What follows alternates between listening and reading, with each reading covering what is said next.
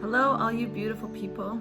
This is Intentional Healing, and I am Nicole Bridger. So today I thought it would be great for us to talk about sort of the frenzy and hysteria that's going on around the coronavirus. I am not a health professional. What I wanted to talk about or give perspective on is in relation to the work that I do, and more getting perspective on why we as humans freak out, what's going on here on a bigger level, and what we can do while this is going on to stay calm and centered, but still proactive. So for a lot of people that I've talked to, this is a very heated topic. Whether you are one that is really living in fear and scared of what's going on, or you're on the other side that you're feeling even angry and frustrated about all the hysteria, and just wish everybody would relax a bit. So we'll address both sides of the coin, but I know that people are feeling pretty passionate, whichever side of the coin you're on. So before we begin, just take a deep breath. Notice where today your mind is out there in the world, where it's needing to make decisions and where it's distracted.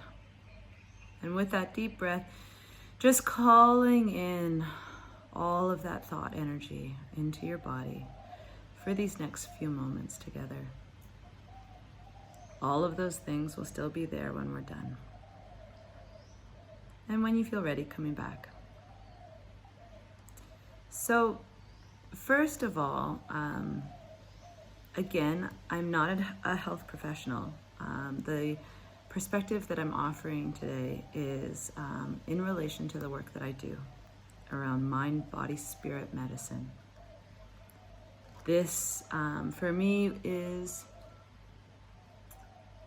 to help give some perspective and to have an understanding of what's really going on in the human psyche on either end of the spectrum. And I have, of course, been reading the articles that health professionals have been putting out, and I can see that they have yet to determine exactly how serious the coronavirus is.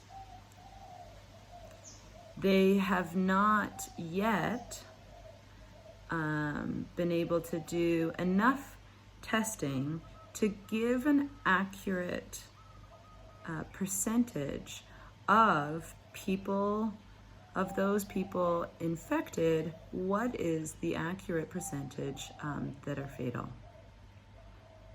So right now, we don't have enough facts to really know the severity of this virus. We do know that it's contagious. We do know that it affects elderly people. And so what can we do with those facts? Now, to me, until we have those stats, it's important for us to also look at the flu. And the flu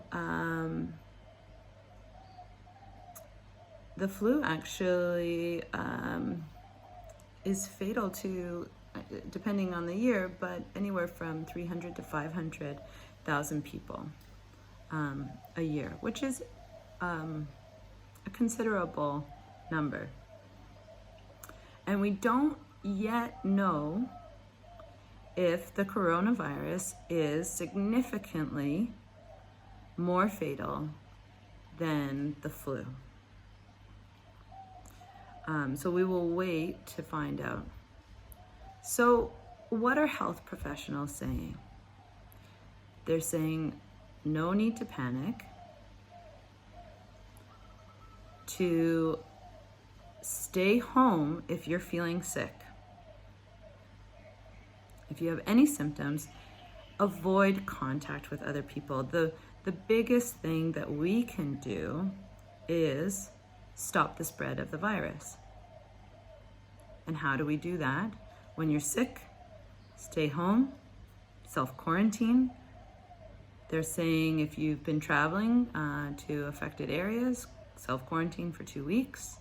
That within 2 weeks you will know if you have contracted the virus or not.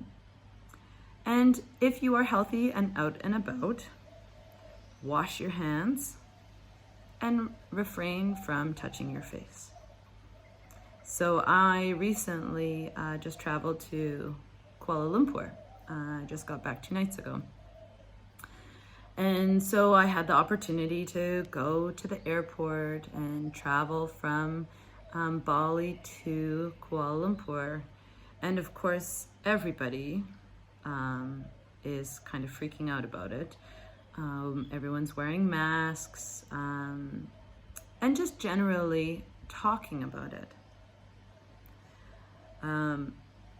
The health professionals have said that the masks do not help you from getting the virus. In fact, there is an argument that wearing the mask makes you touch your face more because you're constantly adjusting it, and that's what you want to avoid.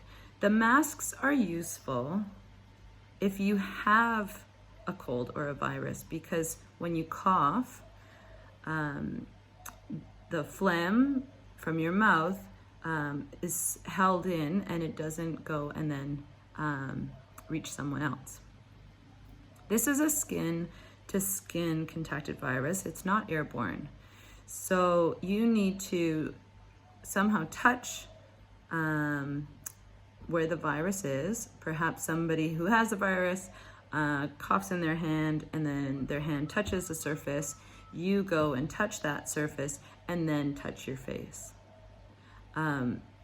So it cannot be contracted airborne. What could happen is someone could cough and their phlegm could enter your mouth or go on your hand, and your hand could touch your face. And that's how you would get it. So all of that, what that's saying is, if you're sick, stay home. If you're sick, wear a mask. If you're healthy, leave the masks to those who need them. I keep hearing about places out there that have run out of masks for people that do need them, whether they're sick or they are health professionals that are attending people with the virus. They need those masks.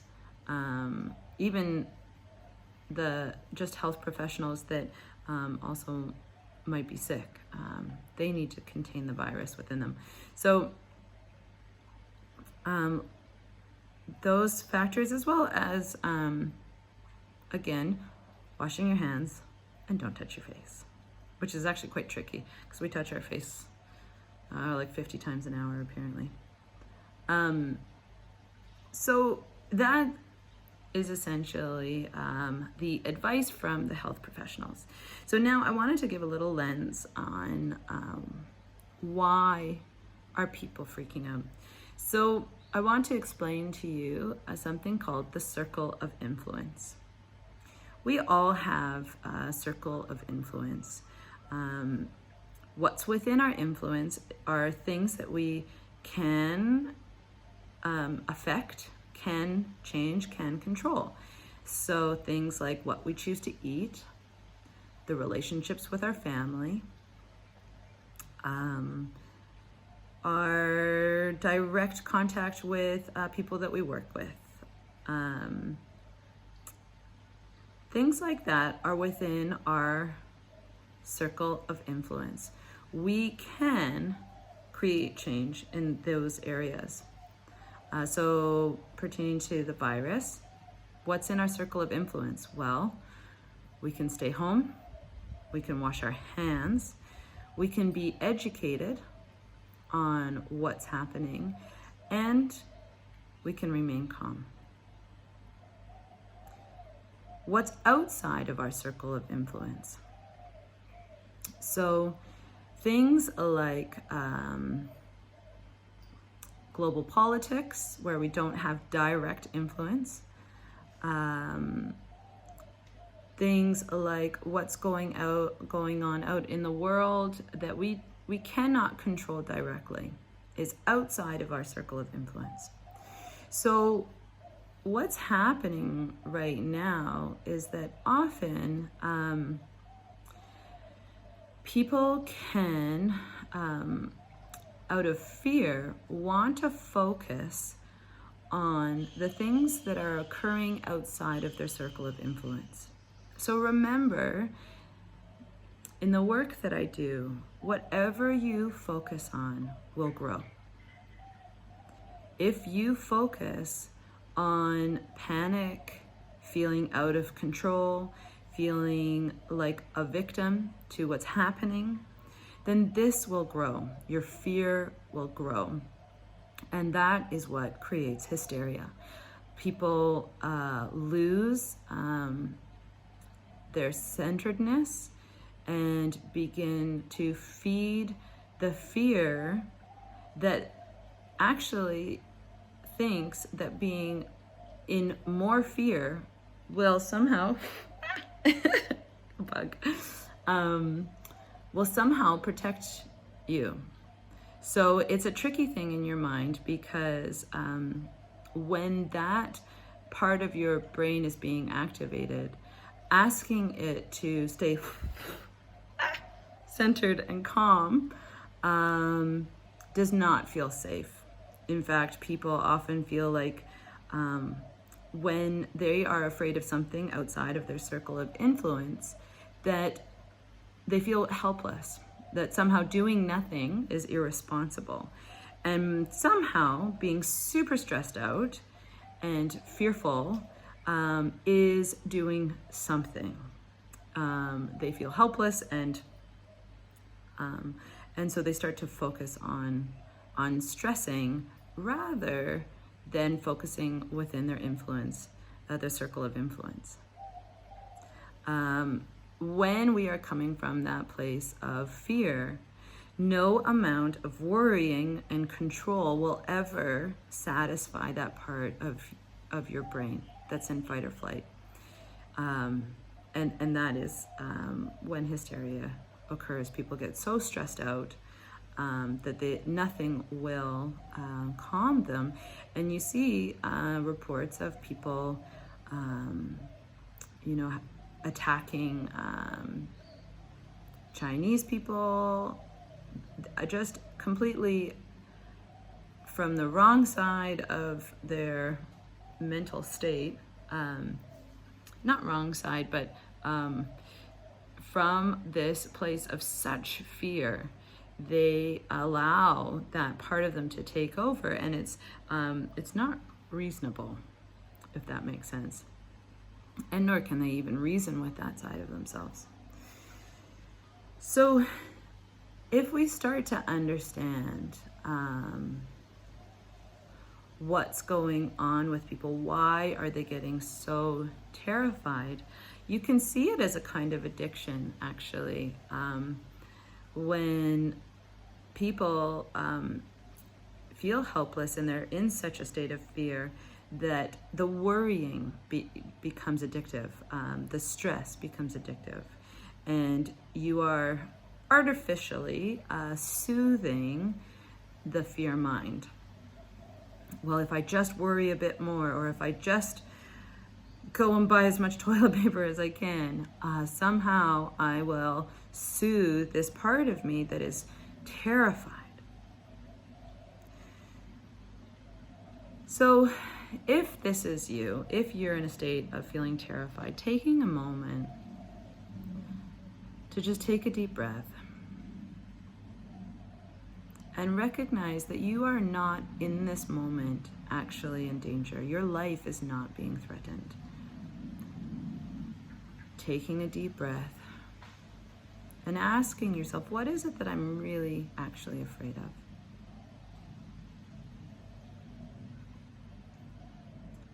And for those of you that are in this sort of state, there will be a deeper fear there of safety, loss of control. And this is an opportunity for you to heal that part of your mind that has taken over.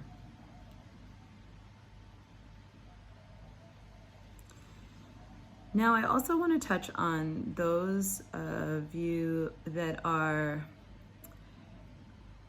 in a more reasonable state, mental state, perhaps even so far to the other end where you're feeling passive, which also can be another way of being in denial, and just checking in with yourself. Okay, am I, being in denial about the situation out of a place of anger and annoyance, and a way for me to sort of rebel and not be like those people? This is an opportunity for you to recognize what your judgment is around this, because I've also heard a lot of people feeling angry about people in the community that are so stressed out. Angry towards the media for focusing so much of it, and for creating the hysteria. So it's important to recognize that no amount of judgment is going to soothe this issue. In fact, the harsher that you judge someone who's in fight or flight, the more that they are going to want to hold on to their state of coping. And important for you to ask yourself, what is it in me that is feeling so righteous about this, that feels the need to be so judgmental? And I do it too. Occasionally I get frustrated about the media and how much they are pushing people into this state of hysteria. So really important on both sides of the coin to really check yourself and take a deep breath and ask yourself, how am I contributing? Because focusing on it and being super stressed, having it keep you up at night is not going to help you. In fact, stress is one of the biggest immune system killers. And if you are needing to be healthy and fight a virus, one of the most important things is for you to stay healthy. Stay healthy, stay calm, continue with life, and the things that make you feel happy and safe.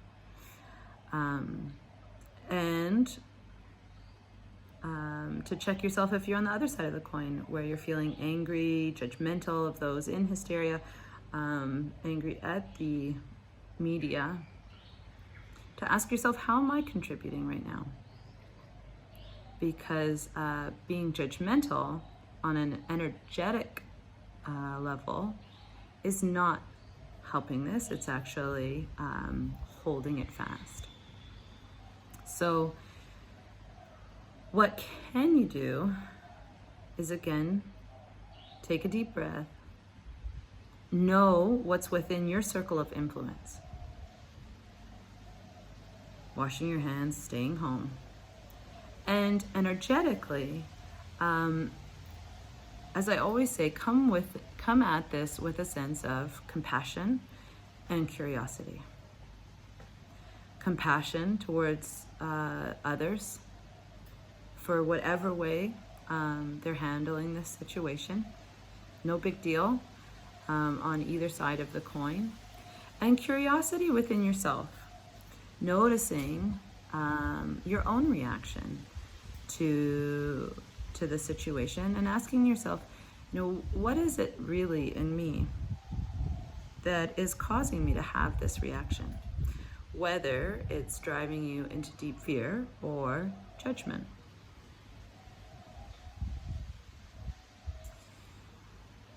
Because if you have been following me for a little while, you'll know that your thoughts are energy. It doesn't have to be something that you say to somebody. Even just holding a thought of judgment towards somebody else, you are transmitting that energetic field. And it is up to you, and only you, to look inside and ask yourself, what is it in me that's wanting to hold this thought, this belief? And sometimes we hold a kind of righteous belief where I'm not that kind of person. I would never allow myself to be in hysterics. Or on the other side, those people are so irresponsible. I would never be like that. And the judgment kind of allows us to keep these limiting beliefs. If that makes sense to you guys. So this, of course, we're just in the middle of it. It could get worse before it gets better. It could also fizzle out if the health officials are really able to do a good job of containing and testing and stopping the spread. But what I really wanted to get across today was that stressing about the situation in no way helps. Stress and focus on the fear of what's happening is energetically going to build it. So take responsibility for your own thoughts. Am I contributing to the growth and spread of this virus through my thoughts of panic and fear or judgment and frustration? Or am I contributing to the safety and well-being of everyone? Not by being naive, but by really intentionally being educated and intentionally focusing your thoughts where they're going to be most helpful. That's a huge difference. So please, I'm sure that this topic is going to spur up many comments and feedback. Please reach out to me. Again, I am not a health professional. This is my perspective from the health, the sort of mind, body, spirit perspective for the health and well-being of everybody. And I hope that this has been helpful for those of you feeling a little bit helpless. I wish you a blessed, blessed day. Thank you.